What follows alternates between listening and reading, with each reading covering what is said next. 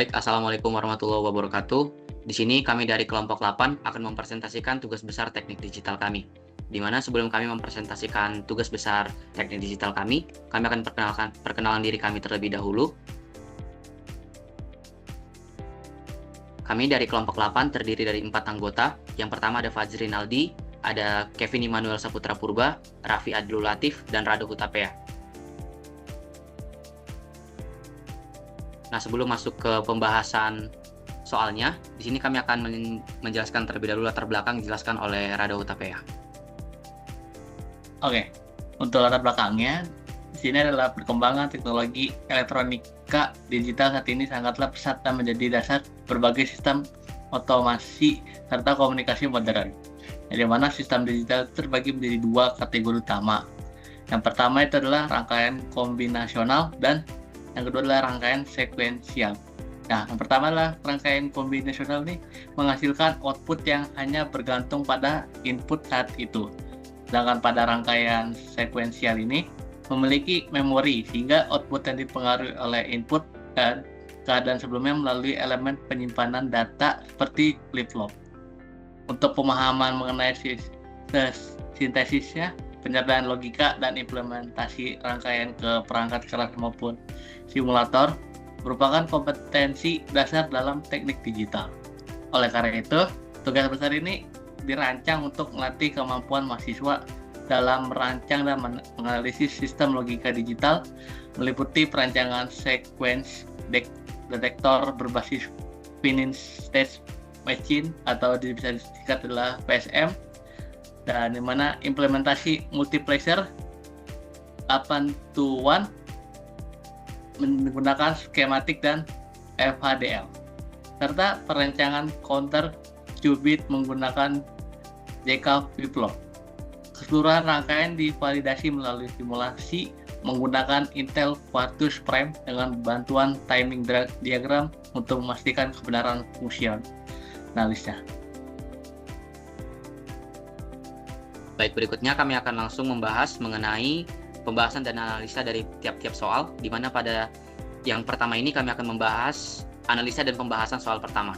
Yang di mana pada soal pertama ini kita disuruh untuk menentukan nilai bit dari angka dalam NIM terakhir mahasiswa di dalam kelompok ini. Di mana dalam kelompok ini angka terakhir untuk Fajri Naldi ada 6, untuk Kevin 0, untuk Raffi 7, untuk Rado 9. Sehingga apabila dijumlahkan totalnya adalah 22. Namun 22 ini melebihi dari 15. Sehingga untuk mendapatkan angka yang lebih kecil dikurangi 15 sehingga hasilnya 7. Nah, dari 7 kita ubah menjadi bentuk biner ya, atau menjadi bentuk bit sehingga bentuknya adalah 0111. Kenapa 011? Karena ini merupakan representasi dari desimal 7. Karena di sini kita lihat di ujungnya 1, 2 pangkat 0 itu 1, kemudian 2 pangkat 1, 2, 2 pangkat 2, 4. Sehingga 4 tambah 2, 6, tambah 1, 7. Sehingga hasilnya 7. Boleh slide selanjutnya. Nah, setelah kita menentukan nilai bitnya, yaitu 011, kemudian kita menggambarkan diagram state sequence detektornya. Di mana di sini dapat kita lihat terdapat 4 titik. Yang pertama A, B, C, dan D. Di mana nilai A ini 1, nilai B ini 0, nilai C ini 1, dan nilai D 1. Di mana ketika A bernilai 0 dan Z bernilai 0, dia akan pindah ke B. Tetapi kalau dia bernilai 1 dan Z sama dengan 0, dia akan balik ke dirinya sendiri atau biasa kita kenal dengan looping. Nah, kemudian ketika di B, ketika dia bernilai W sama dengan 1, dia pindah ke C dan Z sama dengan 0.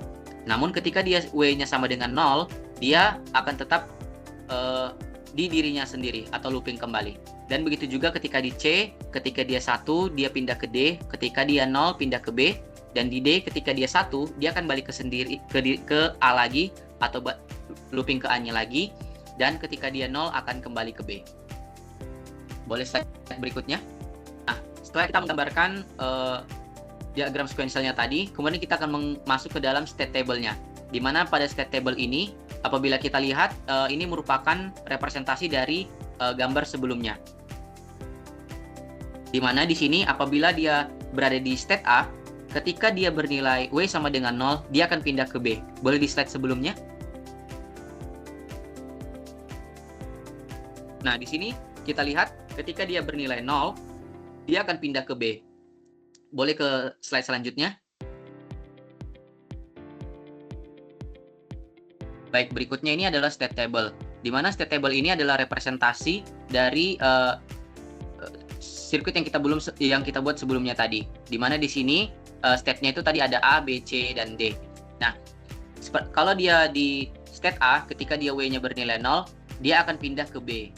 Namun, apabila dia W-nya sama dengan 1, dia akan tetap di dirinya sendiri, atau dia looping. Nah, begitu juga di B. Di B, ketika dia bernilai 0, dia akan looping ke dirinya sendiri. Tapi ketika dia bernilai 1, dia akan pindah ke C. Gitu. Nah, begitu juga untuk C dan D. Di D yang terakhir, ketika W-nya sama dengan 0, dia akan balik ke B. Tuh. Dan ketika dia bernilai 1, dia akan kembali ke A. Dan ketika kembali ke A ini, nilai Z-nya atau nilai output-nya itu akan bernilai 1. Boleh ke slide berikutnya. Nah, di state assign table ini, bentuknya hampir sama seperti state table yang gambar sebelumnya, namun ini dia berupa angka 0 dan 1, di mana di A itu tadi dibuat A itu adalah 00, B itu 01, C itu 11, dan D itu adalah 10. Nah, ketika dia W-nya bernilai 0, dia akan ke B kan tadi di slide sebelumnya. Di sini A, kemudian di sini B. Nah, kalau kita lihat di sini, nilai B itu adalah 01, dan juga di sini nilainya 0 dan 1. Nah, begitu juga untuk di B. Ketika di B, ketika W-nya 0, dia akan kembali ke B itu lagi. Sehingga nilai B itu tadi apa? Nilainya adalah 01. Maka di sini juga 01. Nah, begitu juga di D. Di D, ketika dia bernilai 0, dia akan kembali ke B. Nah, nilai B itu apa? B itu adalah 0 dan 1. Sehingga di sini 0 dan 1. Nah, ketika dia W-nya bernilai 1, dia akan kembali ke A kan tadi gambarnya. Sehingga dia kalau kembali ke A, nilainya adalah 00. Maka di sini 00. Gitu. Dan begitu juga untuk outputnya tetap sama. Ketika dia kembali ke A, dan dia akan bernilai 1. Boleh ke slide berikutnya. Nah, selanjutnya kita akan melakukan penyederhanaan persamaan menggunakan Carnot's map atau key map. Di mana di sini kita akan menentukan nilai Q1, Q0, dan Z. Di mana nilai Q1, Q0, Q dan Z-nya ini itu akan dipengaruhi oleh nilai Q1, Q0, dan nilai W. Nah, di sini kita lihat bahwa Q1 dan Q0-nya kita ganti menjadi nilai 0 dan 1. Ini adalah nilai A, B, C, dan D. Kemudian untuk W-nya, seperti kita lihat tadi di tabel sebelumnya, nilai W itu ada 0 dan 1. Nah, di sini pada Q1 dapat kita lihat untuk dia bernilai 1 itu hanya di untuk kalau kita ingin membacanya ini, kita dapat lihat yang pertama itu dari nilai Q1 Q0-nya, di mana di sini nilai Q1 dan Q0-nya itu yang berubah adalah Q1. Tapi untuk nilai Q0 itu tetap. Maka untuk nilai Q1 itu akan ada Q0, dan untuk nilai W dia akan menjadi W. Kenapa dia menjadi W? Karena di sini dapat kita lihat bahwa dia sejajar dengan nilai 1. Itu. Dan kenapa W bukan W bar? Karena nilainya 1 bukan 0. Kecuali dia 0 akan menjadi W bar. Nah, selanjutnya untuk Q0 dapat kita lihat di sini nilai satu-satunya, di mana untuk 1 ini yang garis merah ini kita lihat bahwa secara horizontal dia akan berubah selalu. Kalau kita lihat dari Q1, dia pertama 0, kemudian 0 tetap, tapi di sini dia berubah jadi 1. Sehingga dia tidak bisa kita gunakan untuk nilai Q1-nya. Kalau kita lihat Q0, dia 0 berubah menjadi 1. Nah, dia juga berubah, maka kita tidak bisa menggunakan Q1 dan Q0. Maka kita dapat lihat secara vertikalnya.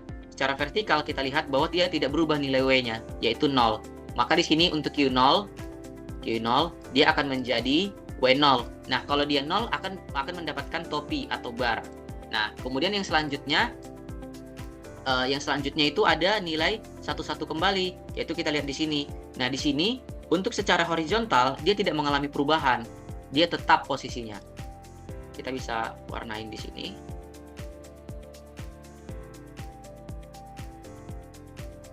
Nah, di sini dapat kita lihat untuk nilai yang ini dia tidak berubah, dia tidak mengalami perubahan untuk nilai Q1 dan Q0-nya. Sehingga ini kita tulis semua. Tetapi untuk nilai Q1 itu kita kasih bar karena nilai Q1 adalah 0 dan Q0 adalah 1.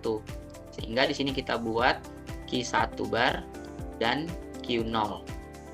Nah, kemudian untuk secara vertikal dapat kita lihat dia mengalami perubahan tentu.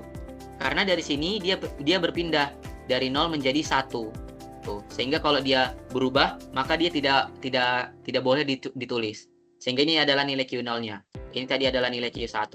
Dan kalau kita lihat untuk Z-nya di sini, karena Z-nya itu cuma 1 di sini, maka di sini dapat kita lihat nilai Z itu adalah W-nya 1 dan Q1-nya 1 dan Q0-nya adalah 0. Maka dapat kita tulis W, Q1, dan Q0 bar. Nah, inilah merupakan hasil penyederhanaan dari key map-nya. Baik, boleh ke slide selanjutnya.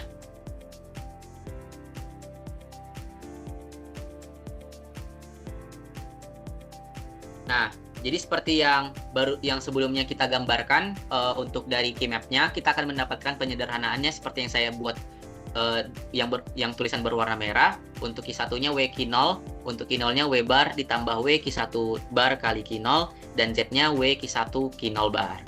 Boleh ke slide selanjutnya.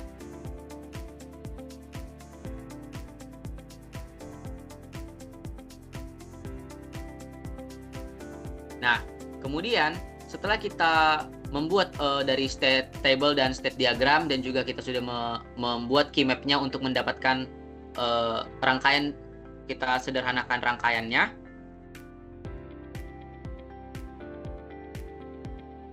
Dan kita sudah mendapatkan persamaannya, kita akan membuat skematik rangkaiannya. Dimana kalau kita lihat tadi di slide sebelumnya, nah berikutnya kita akan membuat skematik rangkaian hasil sintesisnya pada Quartus. Ini merupakan hasil screenshot dari Quartus yang kami bikin. Di mana di sini kita akan mengikuti hasil dari penyederhanaan logika yang sudah kita buat pada slide yang sebelumnya.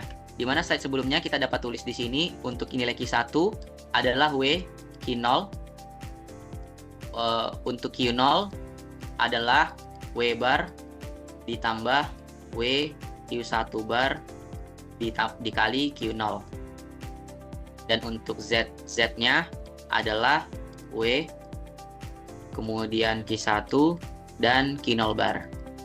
Nah, di sini dapat kita lihat yang pertama sekali itu untuk nilai Q1, di mana nilai Q1 ini adalah W dikalikan dengan Q0. Nah, kalau untuk perkalian, kita tahu sendiri bahwa gerbang logikanya itu adalah N. Nah, di sini dapat kita lihat ini merupakan nilai dari Q1-nya. Di sini kita lihat bahwa dia menerapkan gerbang N, yaitu untuk W dan Q0. Di sini dapat kita lihat nilai W-nya, dan untuk nilai Q0-nya adalah dari sini. Ini Q0. Kemudian dia akan masuk ke si N-nya, gerbang N-nya. Nah, kemudian untuk kita melihat nilai Q0-nya, ini di sini ada dua bagian, sehingga ini dijumlahkan. Nah, kalau dijumlahkan kita menggunakan gerbang logika OR. Nah, di sini kita dapat melihat gerbang logika OR, di mana gerbang logika OR ini yang pertama itu akan disambungkan dengan W bar. Dapat kita lihat di sini W, dan kemudian di sini ada nilai NOT-nya, gerbang logika NOT, untuk masuk ke sini hingga menjadi W NOT atau W bar. Dan kemudian untuk nilai selanjutnya dijumlahkan dengan gerbang logika N, tapi menggunakan tiga bagian. Yang pertama itu ada W, di mana W ini akan masuk ke gerbang logika N-nya. Kemudian ada Q1 bar. Nah, Q1 bar ini dapat kita lihat akan keluar dari sini.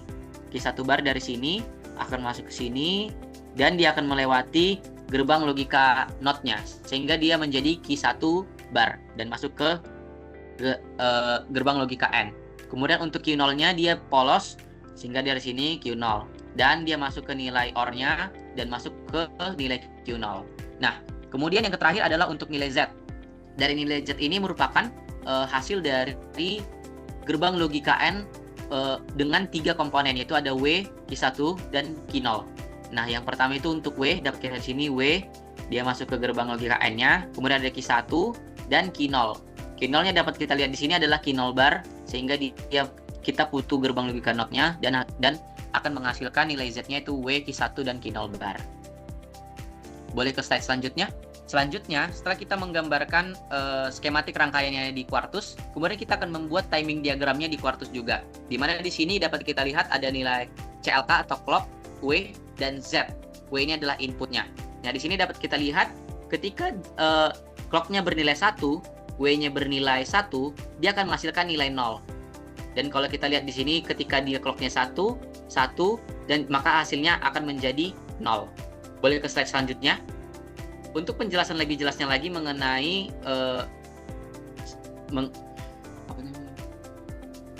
untuk penjelasan selanjutnya mengenai timing diagramnya tadi, di sini akan dijelaskan analisis dan pembahasan hasil dari simulasinya, di mana berdasarkan hasil simulasi timing diagram pada software Quartus, rangkaian sequence detector berhasil mendeteksi urutan bit 0111 sesuai dengan rancangan yang telah dibuat. Simulasi dilakukan dengan memberikan sinyal clock atau CLK sebagai pemicu perubahan state dan sinyal masukan W sebagai data yang akan dideteksi. Pada awal simulasi, output Z berada pada kondisi logika rendah atau 0 karena urutan bit yang diinginkan belum terbentuk. Ketika masukan W berubah menggunakan pola yang diberikan, rangkaian melakukan perpindahan state pada setiap tepi aktif clock sesuai dengan diagram state yang telah dirancang. Terlihat pada rentang waktu sekitar 40 Newton second hingga 50 ns, output Z berubah menjadi logika tinggi 1. Kondisi menunjukkan bahwa rangkaian berhasil mendeteksi urutan bit 011 pada masukan. Dari hasil simulasi dapat disimpulkan bahwa yang pertama, rangkaian sequence detektor mampu mendeteksi urutan bit 0111 dengan benar, kemudian perubahan output Z sesuai dengan diagram state dan state table yang telah dirancang yang sudah kita buat sebelumnya tadi. Kemudian yang ketiga, output hanya bernilai 1 ketika seluruh urutan bit 011 telah diterima. Seperti yang kita buat pada sebelumnya untuk rangkaiannya itu. Kemudian penggunaan D flip-flop terhadap penyimpanan state dan melakukan transisi state sesuai rancangan. Dan yang kelima, hasil simulasi timing diagram membuktikan bahwa proses sintesis dan implementasi rangkaian pada Quartus telah berjalan dengan baik. Dengan demikian, rangkaian sequence detektor yang dirancang telah memenuhi spesifikasi yang ditentukan, yaitu mampu mendeteksi urutan bit 0111 dan menghasilkan keluaran Z sama dengan 1 saat urutan tersebut berhasil dikenali. Dengan demikian, penjelasan untuk soal nomor 1, baik dari cara pembuatan hingga hasilnya dan pembahasannya juga sudah selesai. Akan dilanjutkan untuk soal nomor 2. Selanjutnya saya akan menjelaskan soal nomor 2. Pertama itu soalnya dulu. Kita disuruh untuk soal nomor 2 itu adalah pada rangkaian konvensional berikut, rancanglah rangkaian multiplexer 8 to 1, yaitu 8 input dan 1 output. Oke, langsung aja. Multiplexer atau MUX 821 merupakan rangkaian konvensional yang memiliki 8 masukan data. Datanya itu dari D0 sampai D7. Terus ada 3 selektor, yaitu ada S2, S1, dan S0. Dan 1 keluaran Y. Sesuai soal, yaitu harus ada 1 output. Oke, fungsi utama multiplexer adalah memilih salah satu dari 8 masukan untuk diteruskan keluaran berdasarkan kombinasi nilai pada masukan selektor. Pada perancangan ini digunakan satu itu input data, itu ada D0, D1, D2, D3, D4, D5, D6, dan D7. Terus ada input selektor, yaitu S2, S1, S0, kemudian output yaitu Y. Selanjutnya ini ada sketsa skematik rangkaian logika multiplexer 821. Sesuai dengan yang soal tadi, kita ada 8 input data, yaitu mulai dari D0, D1, D2, D3, D4, D5, D6 sampai D7. Terus ada selektor juga, yaitu S0, S1, S2, dan S3. Dari sketsa skematik ini bakal menghasilkan satu output, yaitu outputnya Y. Terus ini ada tabel kebenaran multiplexer 821, yaitu mulai dari S0, S1, S2, dan outputnya itu Y. Ketika inputnya ini adalah 0000, maka outputnya bakal menghasilkan D0. Kemudian ketika menginput 001 bakal menghasilkan outputnya itu D1. Terus ketika kita menginput 010 bakal menghasilkan D2, 011 menghasilkan D3, 1000 menghasilkan D4, dan seterusnya. Untuk tambahan, kalau untuk nilai 0 ini ditambahin bar di atasnya kayak begini. Kalau 0 sama dengan ditambahin ada barnya di atas. Kalau 1 cukup aja W gini. Oke, lanjut. Ini persamaan logika multiplexer 8-1. Itu ada S0, S0 bar, S1 bar, S2 bar, dan D0 bar. Sesuai dengan rangkaian sebelumnya, ini ketika kita menginputkan 000 bakal menghasilkan D0. Ini sesuai dengan truth table yang sebelumnya pada slide sebelumnya, yaitu S00, S10, S20. Terus kalau untuk tambahan ini adalah gerbang logika OR. Kalau ini gerbang logika OR, terus kalau yang kali ini adalah gerbang logika AND. Terus kita masukkan sesuai truth table yang kedua, yaitu S0 bar, S1 bar, dan S2. Terus outputnya terus D0 kita tambah atau OR, yaitu S0 bar, terus S1 dikali S2 bar, D0, seterusnya sampai ke 7 input data, ke 8 input data berhasil dimasukkan. Selanjutnya ini diagram rangkaian logika menggunakan Quartus. Sebelumnya kan hanya ada sketsanya. Di slide ini hanya sebatas sketsa skematik rangkaian logikanya. Kemudian ini adalah bisa dibilang rangkaian aslinya lah. Ini kita mulai dulu, yaitu dari datanya itu D0 sampai D7, kemudian ada selektifnya itu ya S0 sampai S2. Pertama-tama itu kita menginputkan S0-nya itu 0. Karena ini 0 bakal masuk ke gerbang logikanya NOT. Terus S1-nya 0, S2-nya 0, terus S2-nya 0, terus masukkan D0 bakal menghasilkan gerbang logika yang seperti ini. Untuk gerbang logika yang pertama sesuai dengan truth table, yaitu S0 bar bakal masuk ke gerbang NOT, bakal masuk ke sini. Terus S1 bakal masuk juga ke gerbang NOT, bakal masuk ke sini. Yang gerbang N, karena ini semua sesuai dengan persamaan logika sebelumnya, yaitu semua persamaan bakal masuk ke gerbang logika N. Terus ada S2 bakal masuk ke gerbang logika NOT, bakal masuk ke sini.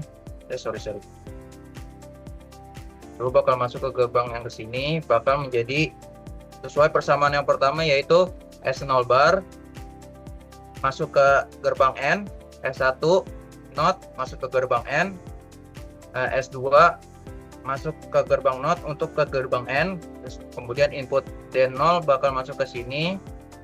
Terus lanjut untuk persamaan yang kedua. Persamaan yang kedua yaitu S1 bar bakal masuk ke sini, S1 bar untuk di sini, S1 bar ke sini. Terus S0 bar juga, S0 bar masuk ke sini, S0 bar ke sini, masuk ke gerbang logika N.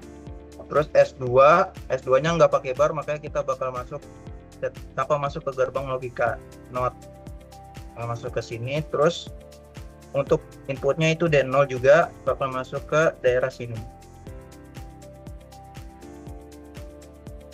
Nah, karena ini udah, bakal kita masuk ke gerbang logika OR. Karena ini semua persamaan ini bakal ditambah. Jadi di sini yang misalnya yang persamaan pertama itu S0 bar, ini kan tadi yang S0 bar, S1 bar, S2 bar, dan D0 bakal ditimpa ke sini untuk masuk ke gerbang logika OR. Terus yang persamaan yang kedua itu S0 bar juga, terus S1 bar, S2, dan D0.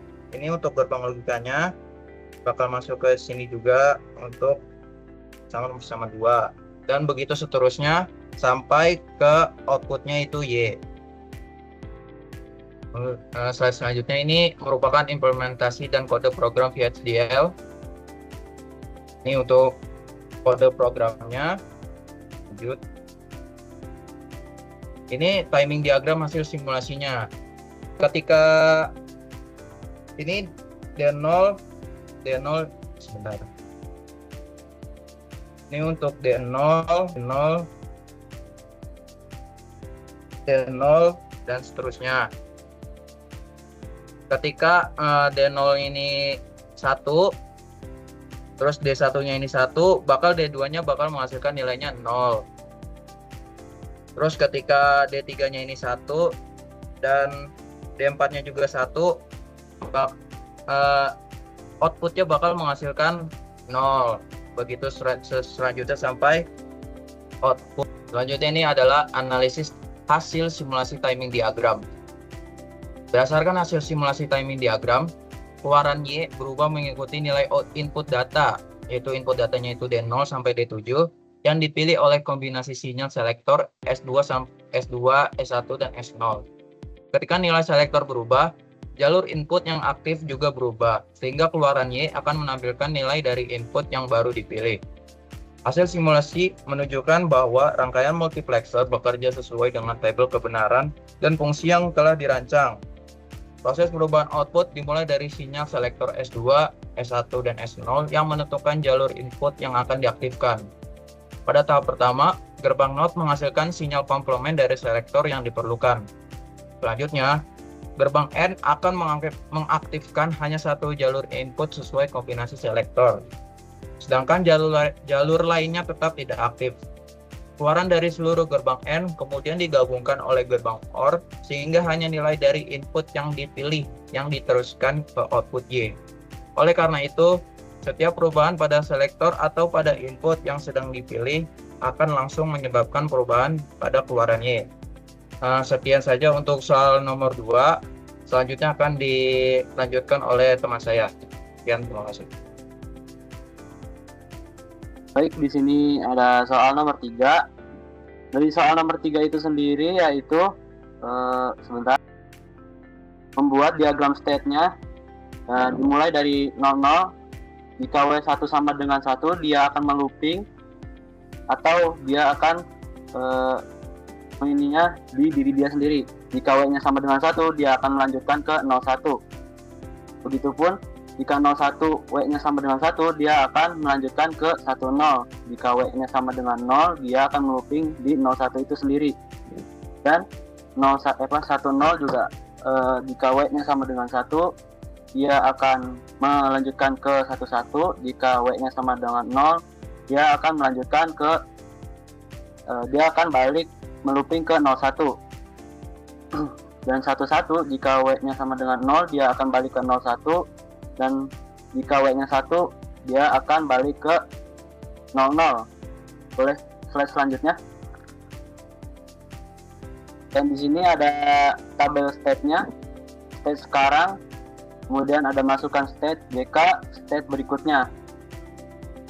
Di state sekarang Q1 dan Q0 yaitu 00 dan J1 00, K1-nya 0, J01, K0-nya 1. Jika di state berikutnya yaitu Q1 plus yaitu 0, Q0 plus yaitu 1. Dan Q10, Q01 dan J11, K11, J01, K01. Tes berikutnya, jika Q1 plus 1,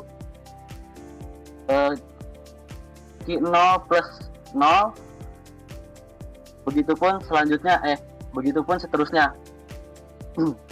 Ya, di sini mulai dari Q0-nya, yaitu ini, dan di sini dia berubah, dan jika dia berubah maka dia tidak termasuk dari jawabannya. Yang tidak berubah yaitu Q0, maka hasil jawabannya menjadi J1 sama dengan Q0. Lanjut di ininya yang sebelahnya. Di sini dia berubah dan di key 0-nya itu dia tidak berubah. Maka dia menjadi jawabannya yaitu key 1 sama dengan key 0. Begitupun di bawahnya, karena dia ininya 1, maka dia menjadi satu kesatuan, yaitu menjadi J0 sama dengan 1. Dan di selanjutnya ini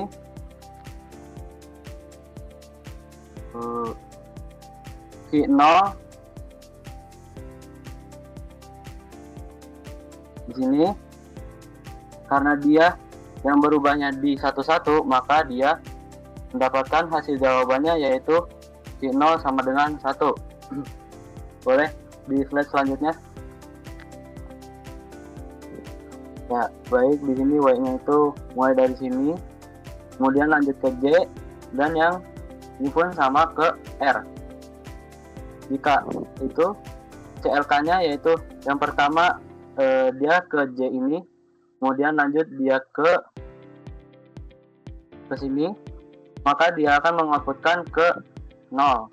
Jika dia di sini, maka dia akan melanjutkan ke sini dan ke atas, maka dia akan menghasilkan outputnya 1. Kemudian di sini ada kode VHDL-nya, kemudian lanjut ke slide sesudahnya. Kemudian di sini ada timing diagramnya. Jika 0 B0, dia akan menghasilkan output 0. Jika 1 B-nya 1, dia akan menghasilkan output 1. CLK-nya B1, maka dia akan menghasilkan output K0, dan B-nya 0, dia akan menghasilkan output 0. Jika 1 B-nya 1, dia akan menghasilkan output 1. Jika CLK-nya B1, dia akan menghasilkan outputnya itu 0. Jika W B0, maka dia akan menghasilkan output 0. Kemudian di sini ada analisis hasil simulasinya. Berdasarkan hasil simulasi terdapat 4 sinyal yang diamati, yaitu Q0 sebagai output LSB, Q1 sebagai output MSB, CLK sebagai clock input, dan W sebagai sinyal reset yang bernilai 0 sepanjang simulasi, sehingga reset tidak pernah aktif. Pada waveform terlihat bahwa Q0 berubah nilai setiap satu racing gate clock.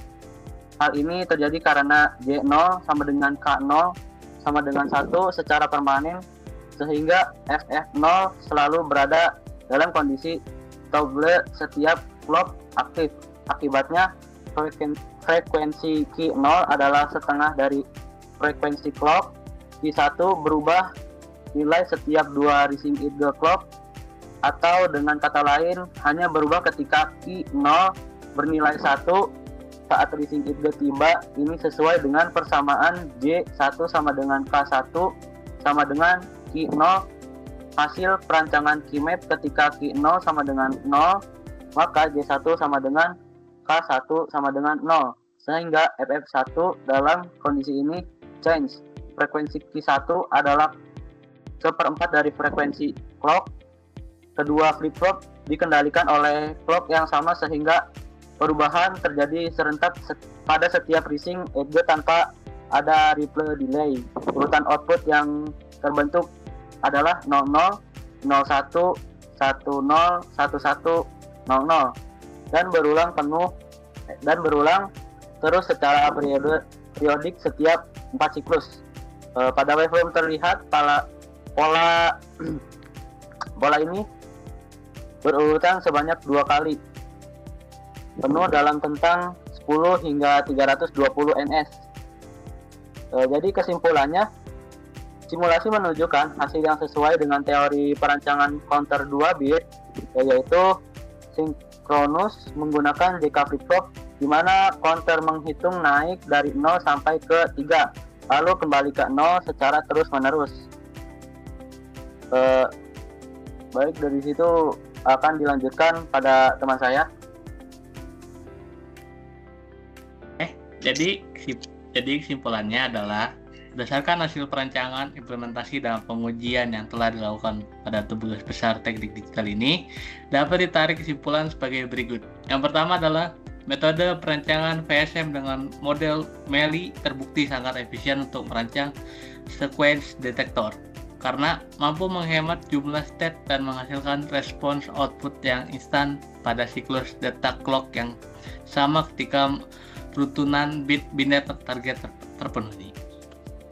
Yang kedua adalah penyederhanaan persamaan boolean menggunakan keymap terbukti mampu meminimalkan penggunaan gerbang logika kombinasional sehingga membuat rangkaian digital menjadi lebih ringkas dan meminimalisir delay propagasi sinyal. Yang ketiga adalah implementasi rangkaian digital melalui pendekatan deskripsi teks atau FHDL menawarkan fleksibilitas dan keterbacaan kode yang lebih baik untuk sistem berskala besar dibandingkan pengujian menggunakan metode gambar skematik konvensional. Dan yang keempat, yang terakhir adalah melalui analisis timing diagram pada Intel Quartus Prime, fungsionalitas dari rancangan square detector, multiplexer 8-1, serta counter 2 bit telah tervalidasi bekerja secara akurat sesuai dengan hukum-hukum logika digital dan spesifikasi NIM kelompok yang diberikan. Demikian presentasi dari kami kelompok 8. Semoga penugasan tugas besar teknik digital ini dapat kami manfaatkan untuk mengembangkan pengalaman kami dan juga kapabilitas diri kami tentunya. Apabila ada kesalahan di dalam kami mempresentasikannya maupun hasil yang sudah kami buat, mohon dimaafkan. Akhir kata dari kami ucapkan terima kasih. Assalamualaikum warahmatullahi wabarakatuh.